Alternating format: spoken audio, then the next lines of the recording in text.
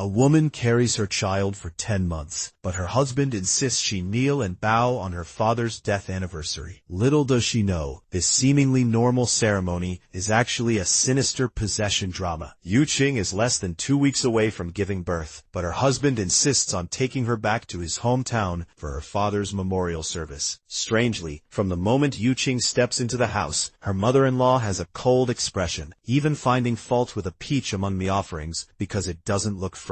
And even her usually kind husband seems unusually unfriendly today. Chang Yanyan quickly, and the ceremony officially began. Seeing the devout expressions of the 3 people beside her, Liu Jin had no choice but to reluctantly bow down. Then, her husband took out a piece of paper with inscriptions and began chanting. Although the inscriptions were all in Chinese characters, what did they say? And according to the tradition of seniority, shouldn't this task be done by the eldest uncle? As her husband finished chanting, everyone knelt down again. Helpless, Yongjin had no choice but to squat down again. But this back and forth was truly exhausting. Just then, her mother-in-law suddenly said fiercely. He snorted, holding the blood from his leg, which had stained a shadow. Next, all the family members had to go in one by one to kowtow and kowtow. But when it was Yu Jing's turn, his mother-in-law suddenly grabbed him. Confused, he shook off his mother-in-law's hand and forced himself to kneel down again. As the breathing exercise ended, it was time for dinner. But after all that commotion, Yu Jing not only had no appetite, but also felt discomfort in his lower abdomen, so he couldn't help but rush outside to vomit. Just then, he suddenly noticed that his mother-in-law, who hadn't appeared at the table, was now standing in the yard, muttering something. Yu Jing had just, wanting to approach and offer some comfort, he was instead met with a barrage of insults from his mother-in-law, who even demanded he abort his unborn child. "Miss, I can't hear you. Get out." His husband roughly dragged him inside. He was still in disbelief at what had just happened. Even if his mother was wrong, it wasn't his place to lecture her. Unable to bear it any longer, he wanted to return to Seoul that very night. But his husband silently closed the door. The scene shifts, and the mother-in-law arrives outside, having set up a small altar. Strangely, however, she isn't worshipping the family. Instead of an elderly man, there was a receipt for an infant. On the other side, Yu Jing was taken to a room separated by a screen. Her husband's sister and aunt held him down tightly, then cut their palms and poured the blood into a bowl. The next second, the husband held his father's portrait and began muttering incantations again. The other 3 quickly joined in. Suddenly, Yu Jing felt a sharp pain in her abdomen, clearly indicating that she was about to give birth. With a heart-wrenching scream, the sound of a baby crying came from the room. Then, the husband pushed away the receipt, and Yu Jing was roughly dragged onto a table. There, another. In one end of the room, a coffin sat. Ha ha ha. The old man was the object of their worship today. But the husband claimed his father had died many years ago. So who was this person before them? Then, the newborn child was handed to the old man. Ha ha ha ha ha. What are you doing? How could you do this to my... But then, the old man placed the baby in a clay pot and poured in freshly collected blood. As he chanted incantations, the blood in the pot seemed to come alive, and the old man even emitted the cry of a baby. At this moment, friendship, finally understanding the other party's intentions, it seemed the husband's family possessed some kind of secret technique, allowing elders to possess children's bodies, and thus achieve immortality. No wonder the husband slapped his mother without hesitation. He was probably a monster who had lived for countless years.